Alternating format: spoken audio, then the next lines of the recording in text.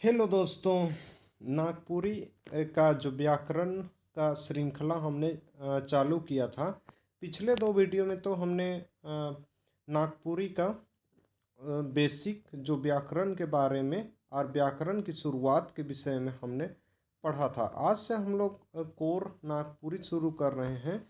नागपुरी में आज हम लोग पढ़ेंगे संज्ञा। हिंदी की तरह ही नागपुरी में भी संज्ञा होता है, बस कुछ शब्दों का डिफरेंस होता है, बाकी कुछ वैसे नहीं है। अगर आप हिंदी में कभी संज्ञा पढ़े हैं तो सेम उसी प्रकार का संज्ञा नागपुरी में भी होता है। आइए संज्ञा के विषय में जानते हैं। संज्ञा के विषय में जानते हैं। सबसे पहले संज्ञा का परिभाषा। तो संज्ञा का परिभाषा क्या होता है कि कोनो आदमी, चीज, वस्तु और ठाव कर नाव, ठाव मतलब स्थान, कर नाव के संज्ञा कहल जाएला। कोनो आदमी मतलब कोई आदमी, कोई चीज, वस्तु और स्थान के नाम मतलब नाम होता है, संज्ञा कहल जाएला।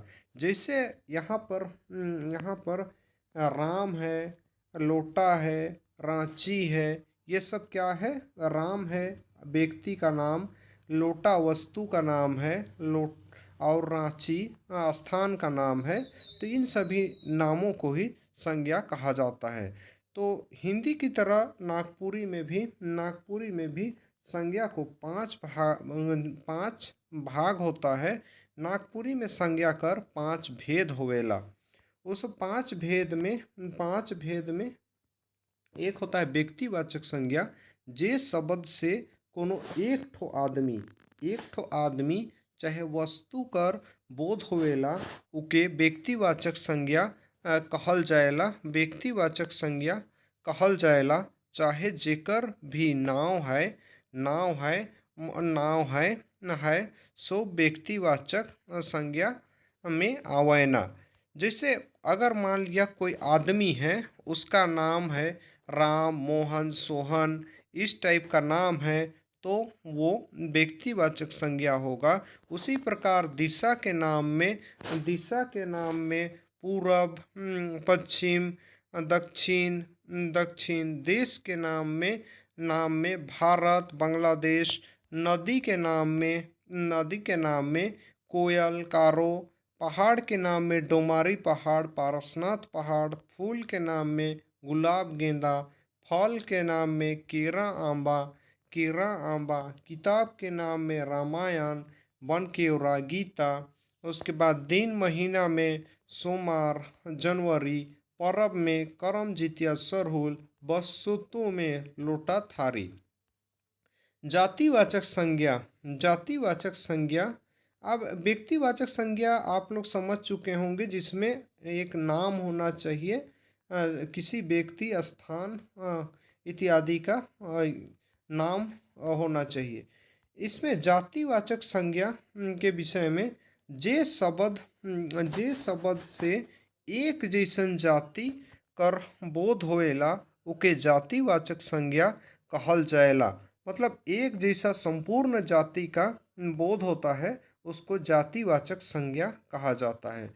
इसमें होता है आदमी, दिशा, चरई, फूल, फर, नदी, पहाड़, देश, किताब, दिन, महीना, पर्व, वस्तुमान। उसके बाद इसमें हुआ क्या? जातिवाचक संज्ञा में जैसे आदमी, तो इसमें संपूर्ण मानव जाति का हो रहा है। दिशा में संपूर्ण 10 दिशा का वर्णन हो रहा है। चरई में सभी चिड़िया का, फूल में सभी प्रकार का फूल, उसमें गेंदा, गुलाब, गुलैची, सब तरह का फूल हो सकता है। नदी में पहाड़, देश, किताब में सभी किताब, रामायण, महाभारत, आपका एनसीईआरटी टेक्स्ट बुक का किताब, दिन, महीना। इस प्रकार का जातिवाचक संज्ञा होता है। आगे हमारा भाववाचक संज्ञा है। भाववाचक संज्ञा में जे संज्ञा से आदमी चाहे वस्तु कर गुण अवस्था कर पता चलेला ओके भाववाचक। इसमें क्या है कि भाववाचक संज्ञा में कोई भी जो वस्तु है उसका गुण अवस्था या उसका भाव का पता चलता है। जैसे यहाँ पर जवानी, बुढ़ारी, दुलरवा, एरंगा, सहियारो, गोतियारो, सुंदरई, हरियरी, बैठकी, बरियार। जवानी एक भाव है। बुढ़ारी भी एक भाव है। दुलरवा मतलब जो प्यारा होता है उसको दुलारवा बोलते हैं, वो भी एक भाव होता है। एरंगा एक प्रकार का जो कुटिलता होता है उसका एरंगा कहा जाता है। सहियारी एक प्रथा। गोतियारी मेहमानी जो होता है उसको गोतियारी। सुंदर एक भाव है। हरियरी बैठकी। बरियार जो मजबूत होता है, मजबूत का भाव प्रकट कर रहा है बरियार, कमजोर। और झगराहा जो झगड़ा लड़ने वाला का भाव कर रहा है। उसके बाद में समूहवाचक संज्ञा जे शब्द से कोनो भीड़ कर पता चलेला ओके समूहवाचक संज्ञा कहल जाएला। जे शब्द से कोनो भीड़ कर पता चलेला ओके समूहवाचक संज्ञा कहल जाएला। कोनो भीड़ कर पता चलेला ओके समूहवाचक। जैसे जतरा किसको बोला जाता है? नागपुरी में जतरा मेला को बोला जाता है। और मेला में संपूर्ण एक भीड़ का वहाँ पर पता चलता है। पेठिया बाजार में बहुत सारे लोग होते हैं, एक पूरा समूह, बाजार का एक पूरा समूह का बोध होता है, इसीलिए पेठिया को भी समूहवाचक संज्ञा में रखा जाता है। हाट बाजार को ही।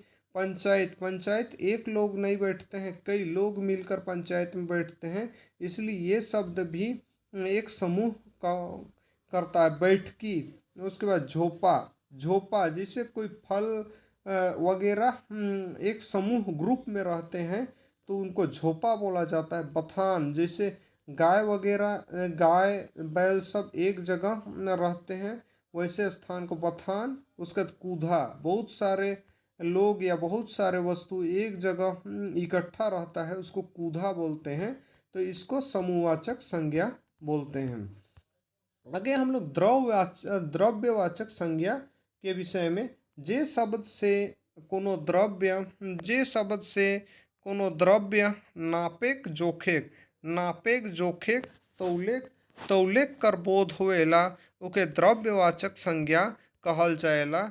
में लोहा, कोयला, सोना, चांदी। लोहा को क्या होता है? उसका नापेक जोखेक मतलब नाप तौल होता है।